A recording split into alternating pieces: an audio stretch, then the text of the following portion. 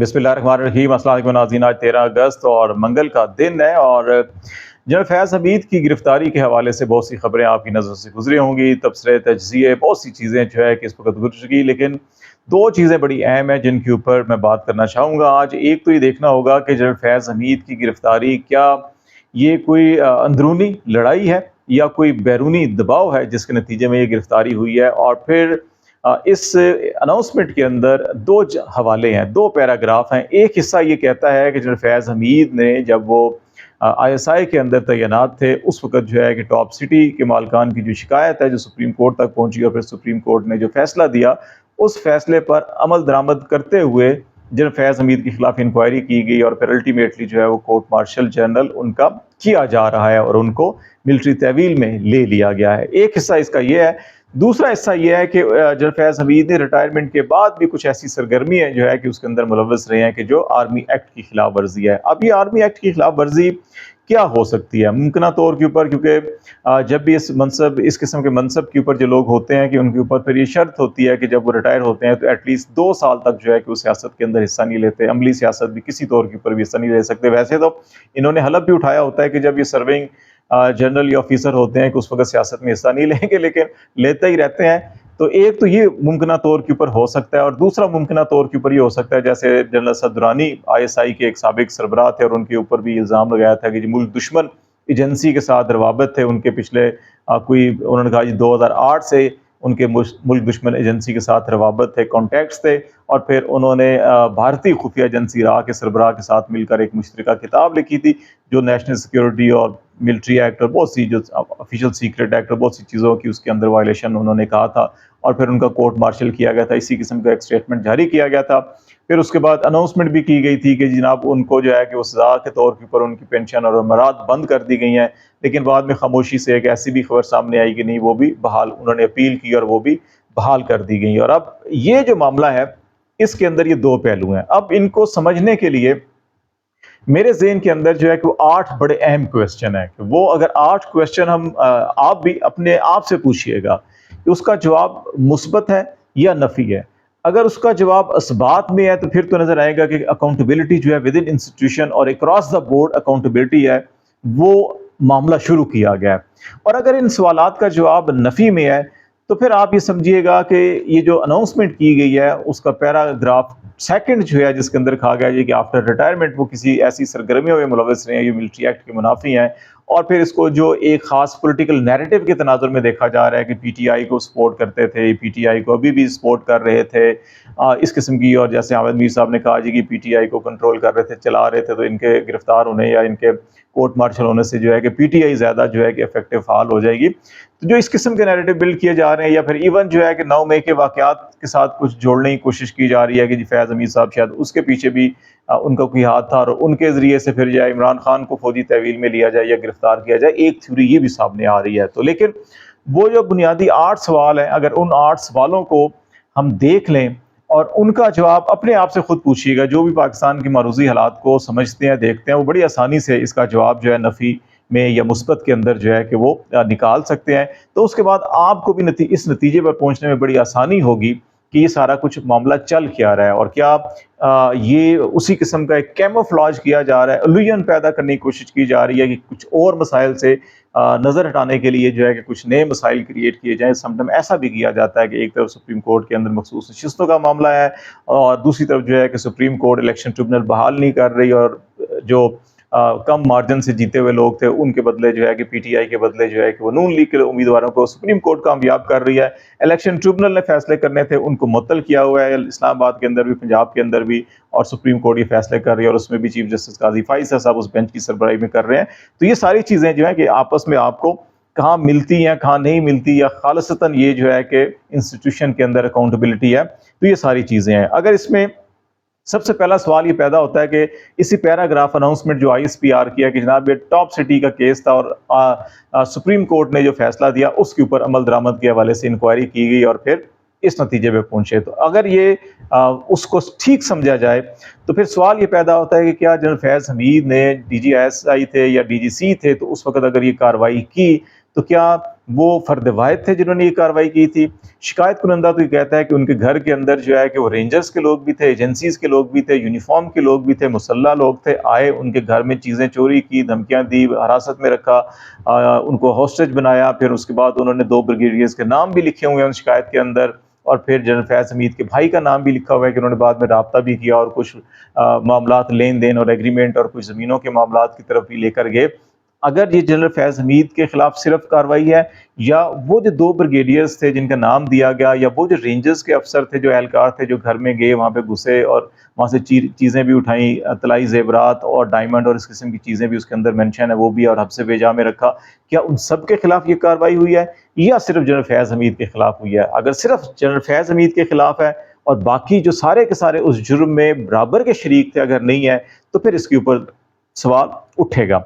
دوسرا معاملہ جو ہے کہ اس کا جو ہے کہ اب آ جاتا ہے کہ اس کا سیکنڈ حصہ جو ہے، اب سیکنڈ حصے میں جو امکانات پیدا ہوتے ہیں کہ سیاست ہے یا باقی معاملات ہیں، کیا کیا نہیں ہے۔ اگر اس کو ہم یہ سوچ لیں کہ یہ سیاسی معاملات ہیں، بلکہ دوسرے حصے سے پہلے ہم ایک اور سوال اٹھا دیتے ہیں یہاں پہ، اور وہ سوال جو ہے کہ سپریم کورٹ کا، اس میں کہا گیا کہ سپریم کورٹ کے فیصلے پر عمل درآمد کرتے ہوئے ہم نے یہ کارروائی کی۔ اب 9 مئی کی صبح اسلام آباد ہائی کورٹ کے اوپر رینجرز نے حملہ کیا، توڑ پھوڑ کی، شیشے توڑے، وہاں پہ وکیل نعیم حیدر پنجوتھا زخمی ہوئے، عدالتی عملہ زخمی ہوا، اور عمران خان کو گرفتار کیا گیا وہاں سے، جس کو بعد میں سپریم کورٹ نے غیر قانونی قرار دیا، اسلام آباد ہائی کورٹ نے غیر قانونی قرار دیا، اور پھر اسلام آباد ہائی کورٹ نے کہا کہ جنہوں نے یہ اسلام آباد ہائی کورٹ کے اوپر حملہ کیا، توڑ پھوڑ کی، غیر قانونی کارروائی کی، ان کے خلاف مقدمہ درج کیا جائے۔ اگر آپ آئین کے اوپر، آپ عدالتی فیصلوں کے اوپر اتنا ہی عمل کرتے ہیں، تو کیا اسلام آباد ہائی کورٹ کے اس فیصلے پر عمل کیا گیا؟ اگر کیا گیا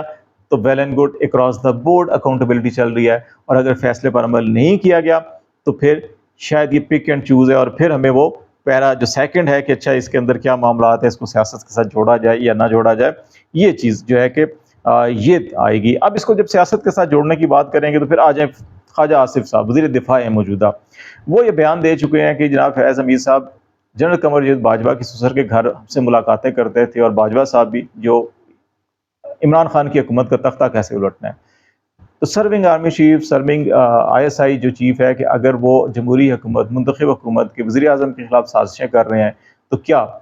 فیض حمید اور ان کے ساتھ جناب باجوہ کے خلاف وہ کیس بھی شروع کیا جا رہا ہے، اور قمر جاوید باجوہ کو بھی اس میں شامل تفتیش کیا گیا یا نہیں کیا گیا؟ وہی آپ فارمولہ دیکھ لیجئے، اثبات میں ہے یا نفی میں ہے۔ اور دوسری بات، جنرل قمر جاوید باجوہ خود GHQ میں شہداء کی تقریب ہے، شہداء کے ورثہ کی تقریب ہے، غازیوں کی تقریب ہے، غازیوں کے سامنے کھڑے ہو کے، شہداء کے ورثہ کے سامنے کھڑے ہو کے، اپنی ریٹائرمنٹ سے چند دن پہلے وہ کہتے ہیں کہ فروری میں ہم نے فیصلہ کیا کہ اب ہم سیاست میں حصہ نہیں لیں گے۔ اگر جنرل قمر جاوید باجوہ اعتراف کر رہے ہیں اپنے ہیڈ کوارٹر میں کھڑے ہو کے، اپنے شہداء کے ورثہ غازیوں کے سامنے کھڑے ہو کے یہ کہہ رہے ہیں وہ سیاست میں حصہ لیتے رہے ہیں، تو پھر کیا انہوں نے آئین شکنی نہیں کی؟ انہوں نے کیا اپنے حلف کی جو انہوں نے کاکول اکیڈمی میں پاس آؤٹ کیا تھا، اٹھایا تھا کہ ہم کسی طور کے اوپر سیاست میں حصہ نہیں لیں گے، اس کی خلاف ورزی نہیں کی؟ تو پھر کیا جنرل باجوہ کے خلاف کارروائی ہوئی، انکوائری ہوئی، ان کا بھی کورٹ مارشل کیا گیا یا نہیں کیا گیا؟ اتنے بڑے اعتراف پبلک پاکستان کے تمام ٹی وی چینل نے براہ راست اس کو نشر کیا، کیا کارروائی ہوئی؟ نہیں ہوئی۔ تو پھر اس میں سوال تو بنتا ہے کہ جناب یہ کراس دا بورڈ ہے یا اس کے کچھ اور معاملات ہیں۔ پھر ایک اور سوال کہ تمام ججز، اسلام آباد ہائی کورٹ کے ججز نے خط لکھا چیف جسٹس آف پاکستان کو، تمام پاکستان کی 5 ہائی کورٹ کے چیف جسٹس صاحبان نے فل کورٹ اجلاس کیے اور ان سے ان پٹ لیا کہ ایگزیکٹو اور ایجنسیز کیا مداخلت کرتی ہیں، نہیں کرتی، دباؤ ڈالتی ہیں، نہیں ڈالتی، اور باقی جتنے بھی ہتھ کنڈے جو اسلام آباد کے ججز نے لکھے تھے استعمال کرتے ہیں، یہ نہیں کرتے۔ اور پھر اس کے بعد ہم نے ڈسٹرکٹ کورٹس کے اندر بھی ججز کے خطوط، ججز کے فیصلے دیکھے ہم نے، آج آئے روز ہم اعلیٰ عدالتوں کے اندر، اسلام آباد ہائی کورٹ کے اندر، پشاور ہائی کورٹ کے اندر، کوئٹہ کے اندر، لاہور کے اندر، Punjab high court, Lahore high court کے اندر ہم لاپتہ افراد کے اور ان کی بازیابی کے کیسز دیکھتے ہیں، تو اس کے اندر ایگزیکٹو اور ایجنسیز کا کیا کردار ہے وہ سب کا سب نظر آ رہا ہے۔ تو کیا یہ جو ہائی کورٹ کے 6 ججز نے خط لکھا اور پوری پاکستان کی اعلیٰ عدلیہ نے یہ ان پٹ دیا کہ جناب یہ مداخلت ہو رہی ہے، یہ اثر و رسوخ استعمال کیا جا رہا ہے، ججوں کے گھروں میں خفیہ کیمرے لگائے جا رہے ہیں، ججوں کے عزیز و قارب کو اغوا کیا جا رہا ہے، اٹھایا جا رہا ہے، تشدد کیا جا رہا ہے، کیا اس کے بعد جو ہے کہ آپ نے یہ آئیڈینٹیفائی کیا؟ یہاں تو ایک پراپرٹی ڈیلر کو اٹھایا گیا تھا، ادھر تو ججوں کو، ججوں کی فیملیوں اور کیا کچھ نہیں کیا جا رہا۔ کیا آپ نے یہاں بھی آئیڈینٹیفائی کیا کہ اگر ایسا ہے تو یہ کون کر رہے ہیں، اور ان کے خلاف بھی کیا کوئی انکوائری اور کورٹ مارشل کی کارروائی ہے یا نہیں ہے؟ اگر جواب مثبت میں ہے تو پھر سو بسم اللہ، بالکل ہم سمجھتے ہیں کہ کراس دا بورڈ اکاؤنٹیبلٹی ہو رہی ہے، اور اگر آپ جواب نفی میں ہے تو پھر ہمیں سوچنا ہوگا۔ پھر جو ہے کہ ایک سوال جو ہے کہ یہ بنتا ہے کہ پاکستان کے سابق وزیر اعظم، چیف ایگزیکٹو آف پاکستان جو ہے کہ وہ یہ کہتے ہیں کہ ابھی جیسے پراپرٹی ڈیلر نے، یہ جو ٹاپ سٹی والے صاحب تھے، انہوں نے ایک الزام لگایا اور اس کے بعد سپریم کورٹ نے اس کے اوپر ہیئرنگ کی اور انکوائری ہوئی اور پھر اس کے بعد حکم نامہ جاری ہوا۔ سابق وزیر اعظم پاکستان یہ کہتے ہیں کہ وزیر آباد میں ان کے اوپر جو قاتلانہ حملہ ہوا، اس کے اندر ان کے خیال کے مطابق فلاں فلاں فلاں فلاں صاحب اس کے اندر انوالو ہیں، ملوث ہیں۔ ایف آئی آر درج ہوئی، انہوں نے سپریم کورٹ آف پاکستان کے اندر اپنا یہ اسٹیٹمنٹ دیا، اپنی درخواست جمع کروائی، انہوں نے پنجاب کے اندر عدالتوں کے اندر درخواستیں جمع کروائیں، مقدمہ درج ہوا۔ کیا جن کے نام انہوں نے لیے ان کے خلاف انکوائری ہوئی؟ انکوائری اگر میں اس میں ثابت نہیں ہوا تو خارج، اگر انکوائری ہوئی کچھ ثابت ہوا تو کیا کورٹ مارشل کارروائی شروع ہوئی؟ وہاں تو جو ابتدائی درخواست تھی وہی انٹرٹین نہیں کی گئی، تو پھر جواب نفی میں ہے، تو پھر کیسے یہ لوگ یقین کریں گے کہ اکراس دا بورڈ اکاؤنٹیبلٹی ہے؟ اور پھر ایک اور سوال جو ہے کہ وہ بڑا اہم ہے، اور وہ ہے کہ ارشد شریف کیس جو ہے، ارشد شریف کی والدہ نے سپریم کورٹ آف پاکستان میں اپلیکیشن دی اور کہا کہ میری یہ درخواست ہے، اس کو ایف آئی آر بنایا جائے۔ کیا وہ ایف آئی آر بنائی گئی؟ اس کے اندر بتایا گیا کہ ان کے گھر کون کون سے لوگ آئے تھے جنہوں نے دھمکیاں دی تھی ارشد شریف کو، پورے پاکستان میں ارشد شریف کے خلاف جو مقدمات درج کرنے والے تھے وہ کون تھے، انہیں پکڑیں، ان کے پیچھے دیکھیں کہ مقدمہ درج کروانے والے کون تھے۔ کیا ایسا ہوا؟ نہیں ہوا؟ یا ہوا تو سو بسم اللہ، اکراس دا بورڈ اکاؤنٹیبلٹی ہے، ہم بالکل اس کو اپریشیٹ کرتے ہیں، اور اگر نہیں ہوا تو بھی ہم سمجھتے ہیں کہ کراس دا بورڈ اکاؤنٹیبلٹی ہونی چاہیے، تاکہ عوام اور اداروں، عوام اور ریاست کا جو رشتہ ہے وہ مضبوط ہو، اعتماد جو ہے وہ زیادہ کے زیادہ مضبوط ہو، اور یہ معاملات آگے بڑھیں ریدر دین کے پیچھے جانے کی بجائے۔ پھر اسد درانی صاحب، میں نے ابھی ذکر کیا ان کا شروع کے اندر کہ D G I S I رہے، وہ D G I S I تھے، اور ان کے اوپر الزام تھا کہ وہ 2008-2009 سے جو ہے کہ دشمن ملک، مطلب انڈیا کے جو ہے کہ خفیہ ایجنسیوں اور ان کے ساتھ روابط میں تھے، اور پھر الٹیمیٹلی جب بعد میں انہوں نے کتاب لکھی اور اس کتاب کے مندرجات کی بنیاد کے اوپر اس کتاب کو بھی بین کیا گیا، اور پھر ان کے کورٹ مارشل کیا گیا، انکوائری کی گئی، پینشن مراد بند کی گئی، لیکن بعد میں پھر خبر آئی کہ نہیں، شاید وہ بحال بھی ہو چکی ہیں۔ تو جو ایک آئی ایس آئی چیف صاحب جو ہے کہ اتنا کچھ کرتے ہیں، دوسری طرف ہم نے پرائم منسٹر صرف ایک سائفر لہراتے ہیں اپنی عوام کو اس میں اعتماد میں لینے کے لیے کہ جناب میری حکومت ختم کی جا رہی ہے، کیونکہ امریکہ سے یہ خط آیا کہ ان کی حکومت ختم کر دی جائے، نہ ختم ہوئی تو پھر دھمکی دے دیں گے ہم آپ کے ساتھ یہ سلوک کریں گے، وہ سلوک کریں گے۔ اس صرف سائفر لہرانے میں اگر چیف ایگزیکٹو آف پاکستان، جو پرائم منسٹر ہوتا ہے پاکستان کی ایگزیکٹو کا سربراہ ہوتا ہے، عوام کا نمائندہ ہوتا ہے، اگر وہ جیل میں جا سکتا ہے تو کیا اسد درانی صاحب کے ساتھ وہی سلوک کیا گیا جو عمران خان کے ساتھ کیا گیا؟ کیا اسد درانی کا جرم جو ہے کہ وہ عمران خان کے جرم سے بڑا نہیں تھا یا چھوٹا تھا؟ اگر اس کے بھی جواب نفی اور مثبت کے اندر آپ خود سوچئے، اگر آپ کو جواب ملتے ہیں تو پھر آپ سوچئے کہ ہم کہاں پہ کھڑے ہیں۔ تو یہ جو ساری چیزیں اگر آپ دیکھیں گے تو پھر آپ کو یہ حقائق سے پردہ اٹھتا ہوا نظر آئے گا کہ یہ کیا ان کو